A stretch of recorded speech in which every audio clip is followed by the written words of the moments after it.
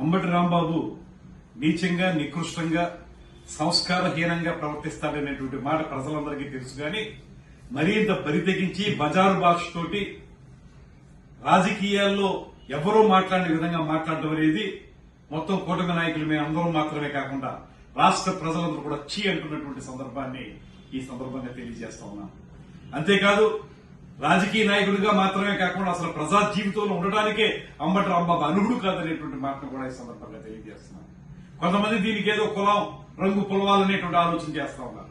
వారందరూ కూడా తెలియజేస్తా ఉన్నాను, మన ఇంట్లో తల్లి తండ్రి, మన ఇంట్లో చెల్లి, వీళ్ళందరినీ ఎవరైనా దూషిస్తే మనం ఎంతవరకు దాన్ని సహించగలుగుతాం. ఇవాళ రాంబాబు మాట్లాడినటువంటి మాటలు ఒక ముఖ్యమంత్రి స్థానంలో ఉన్నటువంటి చంద్రబాబు నాయుడు గారిని, వారి పెద్దల్ని కించపరిచే విధంగా పచ్చి బూతులతోటి మనం మాట్లాడడానికి కూడా వీలులేనటువంటి భాషతోటి మాట్లాడడం అనేది ఎవరు కూడా సహించేటువంటి విషయం కాదు. ఇంత ప్రజలు మిమ్మల్ని చీకొట్టినప్పటికీ కూడా ఇంకా మీరు తగుదనమ్మా అని రోడ్ల మీద వచ్చి మాట్లాడడమే తప్పు.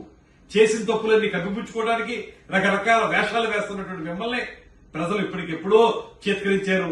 మళ్లీ అసలు మిమ్మల్ని ప్రజల మధ్య తిరగడానికి ఒప్పుకోరనేటువంటి మాట కూడా స్పష్టం అవుతోంది.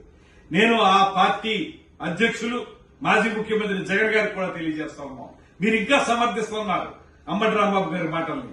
ఇది ఎంతవరకు న్యాయం? అసలు సమాజంలో ఈ రకమైన బూతుల సంస్కృతి తీసుకొచ్చిందే వైఎస్ఆర్ కాంగ్రెస్ పార్టీ అనేటువంటి మాట ప్రజలందరికీ తెలుసు.